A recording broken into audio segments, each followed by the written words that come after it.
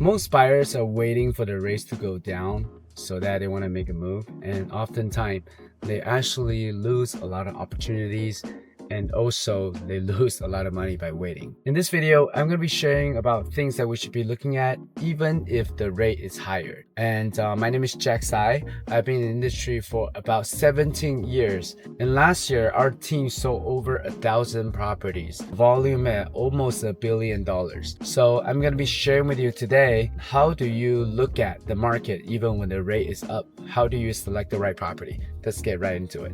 If rates are high, what's the most important thing a buyer should analyze first before even thinking about timing? So I often get asked by my client, hey, you know what, the rate is high, so the payment will be high, I cannot afford to get into the house that I wanted to buy or even invest into property. I often tell my clients, yes, sometimes the rate can be high, but not just focus on the rate, focus on the property, the opportunity, the returns, or obviously most importantly, your current life situation. I would say the most important thing right now will be focusing on your current life stage, because everybody is different and it depends on the capital that you have, and based on your capital, based on how you're looking to finance or how much you can qualify to finance, and what is your ultimate goal, what are you trying to get to or what are you trying to get away from. So I had a client who wanted to purchase a property a few years back, and the rate was at around 6.5%, somewhere around there,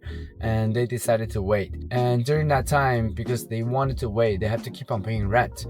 And as time goes, although the market is not as hot as the COVID time, but good property, people still go compete for it. So for them not to purchase a property, they are paying rent. They are helping the landlord to pay for their mortgage. And by doing so, they are not really building equity, and they are still living in somebody else's house. And good properties, it still appreciate. And I always tell my client to look at the long term, because property, typically it will appreciate, especially if you're looking in the long run. I haven't seen property depreciate if you hold it for over 10 years, unless if it's in a bad location. So that's why location is obviously most important, but what's happening to you in your life is actually more important than the interest rate. And a lot of time, especially right now, even when the rate is in the 6%-ish point, but some builders or some sellers, they offer points buy down. And we have to look at the trend. That's why you gotta talk to a real estate professional. They will give you where the market likely is gonna be heading to. And obviously, I'm not saying everybody should just buy regardless of the rate. You should still look at your current situation, then make that decision whether or not it's a good time for you to buy right now. What are the key criteria buyers should prioritize when choosing a property in a high rate market so they don't get stuck over focusing on rates? So my recommendation would be for my clients, it's first, obviously we gotta figure out, is for your primary residence or is it an investment property? And I don't recommend my client, sometimes they say, I can buy it, I can live in there myself, or I can rent it out. It's always better to have one rather than having two goals. So because sometimes when you have two goals at the same time, it's harder to decide. But let's say if you're buying a property for yourself to live in, then you gotta look at currently how much are you paying for rent? Or are you currently staying with family? Is the opportunity cost for you to buy this property worthwhile for you to buy right now? Or does it make more sense for you to keep on leasing? When it comes to location, let's say for instance, if you currently live in Rolling Heights, that's where my office is at, and your kids are going to school and you want a different school district, or you want to move closer to your work, then my recommendation would be find out how much based on the rate, based on your down payment, based on the loan programs, which we have a lot of lenders that we can recommend you, people we've been partnering up with for many years. They can give you some pointers on the different types of program that you can qualify for. For instance, currently there's a Dream for All program. First time home buyer who never owned a home before, they may get down payment assistance. So that may be the program that you may be able to consider, but you won't know what's out there unless if you talk to an agent, and the agent can refer you to a lender on figuring out which program is best for you.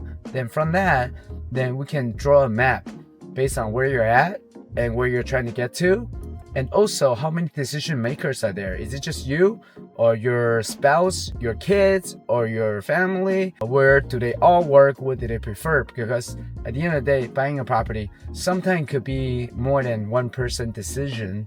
So you do definitely want to get everybody's opinion.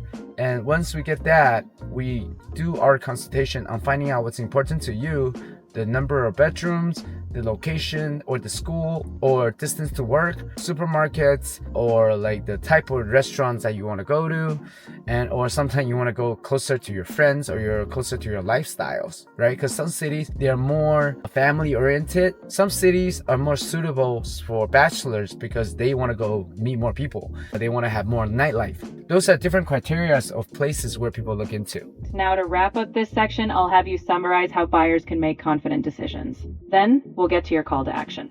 So in order for buyers to make confident decision, my recommendation is to have clarity on where you're at, and having an agent to help you build out your roadmap and your GPS to where you're trying to get to.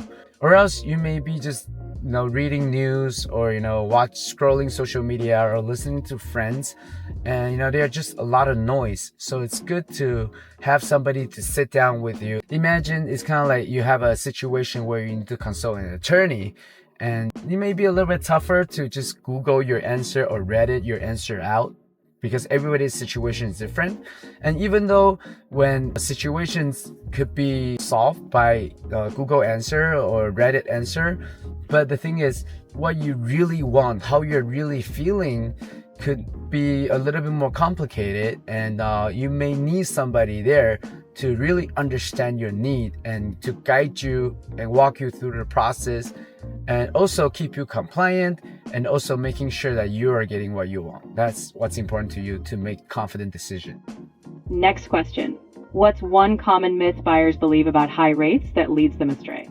So one common myth that I see buyers think about when they worry about the high rate is that they just think that, oh, the rate is at 6%, it's so high, I don't want to buy. Back then during COVID time, it was 2.5. But please understand, back in, I would say 1980s, the interest rate was at around 20%. Okay, 20%. You didn't hear me wrong. The average of interest rate in the past 10, 20, 30 years is actually at around 6%. The only two times that the interest rate went under 4, it was first during the financial crisis in 2008, because a government is trying to stimulate the market to try to get people to borrow money to purchase property. Because when that happens, people then would buy more furniture, hire more contract, the whole economy would flow. And also, obviously, during the COVID time, where most of you guys know, this 2.5%, 3%, it may not happen for a while. So please just accept the fact that 5%, 6%, or even 7%, it's reasonable. It's not crazy. So just like what I said earlier, assess your current situation and then look at the amount of down payment that you're putting in. And also, can you handle, or are you comfortable with the monthly payment? Because to a lot of people, having that stability of owning a home and not having to move or not having to worry about the rise of the rent. I'm not saying renting a home is a bad idea. Everybody's different. To some people, renting home is better. To some people, purchasing property is more important. So for instance, a couple years ago when I was thinking about buying my first property, I have capitals.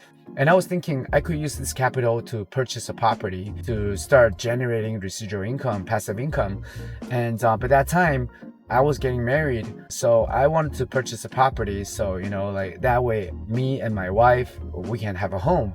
Again, everybody's different. So assess your situation and assess the payment, but don't let the rate be the reason why you're like, I'm not even going to consider. So the myth of the interest rate is, first, the rate is always moving. Someday may be higher, someday may be lower.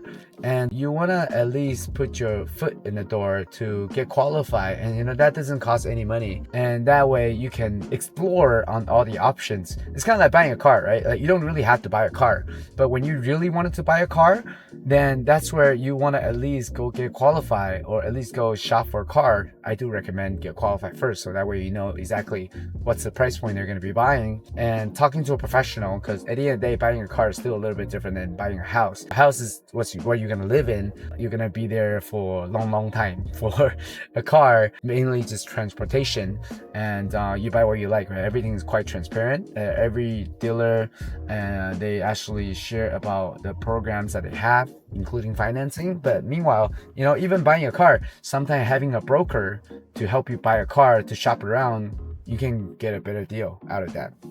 How should buyers evaluate whether a property has long-term value in any market condition, not just based on rates? So while a lot of people are focusing on the rate, and my message to the audience here is to focus on the opportunity instead. So for instance, you got a couple $100,000 in the bank, and rather than having it sit in the bank or a sitting CD, then I would look at real estate as a vehicle, right? To start saving up, to build equity, or even to build additional unit, ADU behind it, to create more cash flow, right? Everybody's need is a little bit different. So rather than focusing on the rate, so I would say once you decided that you're going to be purchasing a property, then next is to look at, based on the city that you're looking to buy, what is the crime rate, okay? What is the school district? Because if you buy something with good school district, then also mean that the price point will be higher. So if you don't decide to have a kid, or your kid is already older, where you don't need the school district anymore, it doesn't hurt to look into the city where you feel safe enough. One matrix that I like to use, if I feel safe to walk at night here by myself, and because people care about that, right? And if you're curious, if you're interested, obviously go drive at night, right? And if you want, you can even go look into the city website, or go even attend their city meetings. And the best thing would be, asking your real estate agent. And one thing that I like to do is to talk to your wealthy friends, because typically the place that they live wouldn't be too bad. They did their research. I like to leveraging other people after they do their research. That's why I would say leaning to your real estate agent, because as far as for myself, I've seen thousands of properties. So I can tell you, based on what you need, these are the cities that you should look in. And based on what you want, based on your price point, these may be the places that's most suitable for you. So the best thing would be talking to an agent, finding the right location, and then finding out the finance. And then you can decide whether or not it's something that you wanted to do. But a lot of time, people just look at the rate, they don't even want to get started, which is okay. If it's not important enough for now, then maybe now is just not the right time. Next, let's get practical. What's one question buyers should ask a real estate agent before choosing to work with them in a high rate market?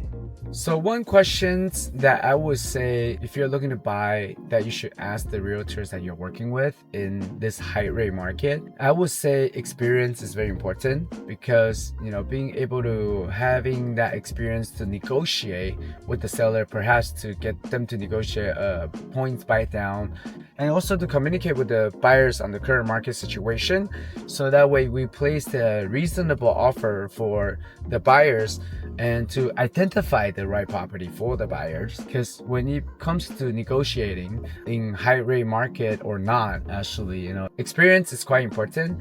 And also asking the agent on the type of lender that they work with, because obviously we're talking about rates, right? So what's important is the lender. And there are just tons of lenders out there, and I've seen clients will go to big box banks to finance, such as Chase, Wells Fargo, all these big companies. Those are great. Depends on the type of loan that you're getting, though. I actually use a broker, right? Lender. They actually can shop around. I have a couple lenders. They have hundreds of programs that can help you. They even have doctors program where if you're a doctor, they can finance you. And I also have a lender where if you have money in your stock, they can use that as help you finance that as part of the down payment, so you don't have to sell your stock. Because when you sell your stock, then you have to pay for capital gain, and where let's say later on the stock appreciate and you don't get that appreciation. So finding an agent that knows all these lenders, that has all these programs, and having experience negotiating with the listing agent rather than being pushed around by the listing agent because they know that you don't have experience, really matters. All right, last one. What's one mindset shift buyers need to make so they stay confident even when rates fluctuate? One mindset shift that I would like the audience, or if you're thinking to buy a home, to start thinking about is buying a property. It's a stepping stone, right, to creating wealth. Because based on research, I believe most entry-level millionaires, the reason why they became millionaire because they own properties. And I believe I ran some research before, and I do have that tool. So if you're currently renting and you want to know the number, you can reach out to me. I can run that for you. Like renting versus buying. If you rent a property for 10 years versus you own the property for 10 years, it could mean hundreds of thousands of dollars, right? And as far as financing, yes, the rate is a little bit higher. I do recommend getting a 30-year loan rather than a 15-year loan because you can always make extra payment if you want to. I don't know if that's something that you wanted to do, but it's just an option that's out there. But remember, we can always refinance, right? And keep in mind, I'm saying this, not saying that everybody should buy a home right now. So my recommendation would be setting a consultation with us, and then we can run scenarios for you to figure out what to do to help you grow your money and also own a home or even investment properties. So that way you can start building wealth or have a place called home without having to worry about the landlord, having to sell the property, and you all of a sudden have to sell the property. And all of a sudden you have to move. Those are the advice that I have for you, is to consider refinancing as one of the tools down the way, because the rate is likely going to go down the road. It may be a couple months or even like a year or two, but there are points buy down program if that's something that you're concerned of. So book a consultation and we'll be able to help you out. If you like this video, please make sure you like and share the video with the people that's thinking about buying property, because this may help them out. Please subscribe to the channel and I will see you in the next video.